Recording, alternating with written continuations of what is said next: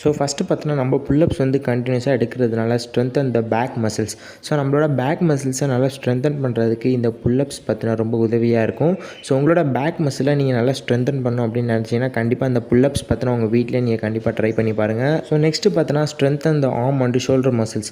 So நம்மளோட shoulder muscles இருக்குது பார்த்தீங்களா, ஸோ அதை நல்லா ஸ்ட்ரென்தன் பண்ணுறதுக்கும் ஸோ அங்கே வளர்கிற நல்லா மசில்ஸ் நல்லா ஸ்ட்ராங் ஆக்குறதுக்கும் ஸோ இந்த புல்லப்ஸ் வந்து உதவியாக இருக்குது. முக்கியமாக நம்மளோட ஆர்ம் ஸ்ட்ரென்த்தை வந்து இன்க்ரீஸ் பண்ணுறதுக்கு ரொம்ப உதவியாக இருக்குது. அதாவது ஆர்ம் ரெஸ்லிங்லாம் நிறைய பேர் பார்ட்டிசிபேட் பண்ணியிருப்பீங்க. ஸோ அவங்களுக்குலாம் பார்த்தீங்கன்னா விரிஸ்ட் பவர் தேவை.